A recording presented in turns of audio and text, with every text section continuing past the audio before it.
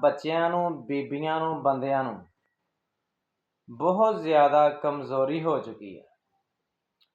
ਇੱਕ ਚੀਜ਼ ਦਾ ਨਾਮ ਲੈਣ ਲੱਗਾ, ਹਰਾ ਲੀਨ ਪਾਊਡਰ।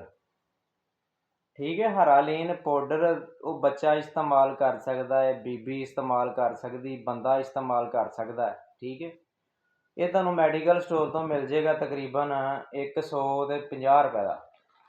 ਇਹਦੀ ਪ੍ਰਾਈਸ 170 ਰੁਪਏ ਹੈ, ਤੇ ਕੋਈ ਡਿਸਕਾਊਂਟ ਕਰ ਦਿੰਦੇ ਨੇ, ਤੇ ਕਈ ਡਿਸਕਾਊਂਟ ਨਹੀਂ ਕਰਦੇ। ਠੀਕ ਹੈ, ਜਿਹੜੇ ਕਹਿੰਦੇ ਆ ਨਾ ਕਿ ਸਾਨੂੰ ਬਹੁਤ ਜ਼ਿਆਦਾ ਕਮਜ਼ੋਰੀ ਆ, ਆਏ ਦਿਨ ਨਮੂਨੀਆ ਦੀ ਸ਼ਿਕਾਇਤ ਰਹਿੰਦੀ ਆ, ਪੇਟ ਖਰਾਬ ਰਹਿੰਦਾ ਹੈ, ਤੇ ਜਾਂ ਉਹ ਬੀਬੀਆਂ ਜਿਹੜੀਆਂ ਬੜੀਆਂ ਕਮਜ਼ੋਰ ਹੈ, ਅਠਰਾ ਦਾ ਮਸਲਾ ਹੈ, ਉਹ ਵੀ ਇਹ ਪਾਊਡਰ ਇਸਤੇਮਾਲ ਕਰ ਸਕਦੀਆਂ। ਠੀਕ ਹੈ, ਇਹਦੇ ਨਾਲ ਤੁਹਾਨੂੰ ਬਹੁਤ ਜ਼ਿਆਦਾ ਫਾਇਦਾ ਮਿਲੇਗਾ। ਤੁਹਾਡਾ ਜਿਸਮ ਜਿਹੜਾ ਕਮਜ਼ੋਰ ਹੈ, ਹੱਡੀਆਂ ਦਾ ਢਾਂਚਾ ਬਣ ਗਿਆ, ਉਹ ਵੀ ਬਿਹਤਰ ਹੋਣਾ ਸ਼ੁਰੂ ਹੋ ਜਾਏਗਾ।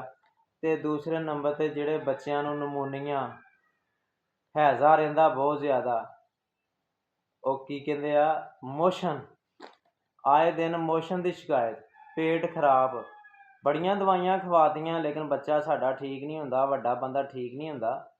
ਇਹ ਤੁਸੀਂ ਨਾ ਉਹ ਡੱਬੀ ਦੇ ਵਿੱਚ ਇੱਕ ਛੋਟੀ ਜਿਹੀ ਚਮਚ ਹੁੰਦੀ ਆ, ਉਹ ਤੁਸੀਂ ਨਾ 2 ਚਮਚ ਪਾਊਡਰ, ਅਤੇ ਜਿਹੜਾ ਘਰ ਖਾਣਾ ਖਾਣ ਵਾਲਾ ਚਮਚ ਆ ਨਾ, ਇਹ 2 ਚਮਚ ਦੁੱਧ ਲੈ ਲੈਣਾ, ਅਤੇ ਉਹਦੇ ਵਿੱਚ ਮਿਕਸ ਕਰਕੇ ਨਾ ਬੱਚੇ ਨੂੰ ਤੁਸੀਂ ਦਿਹਾੜੀ 'ਚ 2 ਵਾਰੀ 3 ਵਾਰੀ ਦਿਓ, ਅਤੇ ਤੁਹਾਡਾ ਬੱਚਾ ਇਨਸ਼ਾਅੱਲਾ ਸਿਹਤਮੰਦ ਵੀ ਹੋ ਜਾਏਗਾ, ਨਮੂਨੀਆ ਦੀ ਸ਼ਿਕਾਇਤ ਵੀ ਖ਼ਤਮ ਹੋ ਜਾਏਗੀ, ਅਤੇ ਬੱਚਾ ਤੁਹਾਡਾ ਤੰਦਰੁਸਤ ਹੋ ਜਾਏਗਾ। ਠੀਕ ਹੈ, ਅਤੇ ਬਹੁਤ ਜ਼ਿਆਦਾ ਫਾਇਦਾ ਮਿਲੇਗਾ। ਜਿਹੜੀਆਂ ਬੀਬੀਆਂ ਨੂੰ ਅਠਾਰਾ ਦਾ ਮਸਲਾ ਹੈ, ਠੀਕ ਹੈ, ਉਹ ਪਾਊਡਰ ਵੀ ਇਸਤੇਮਾਲ ਕਰ ਸਕਦੀਆਂ। ਇਹਦਾ ਨੁਕਸਾਨ ਕੋਈ ਨਹੀਂ, ਕੋਈ ਸਾਈਡ ਇਫੈਕਟ ਕੋਈ ਨਹੀਂ, ਹਰਬਲ ਪਾਊਡਰ ਹੈ। ਠੀਕ ਹੈ, ਮਿੱਠਾ ਪਾਊਡਰ ਹੈ। ਠੀਕ ਹੈ, ਅਤੇ ਇਹ ਇਸਤੇਮਾਲ ਕਰੋ, ਅਤੇ ਨਾਲ ਭਰਾ ਨੂੰ ਦੁਆਵਾਂ ਦੇ ਵਿੱਚ ਯਾਦ ਰੱਖੋ।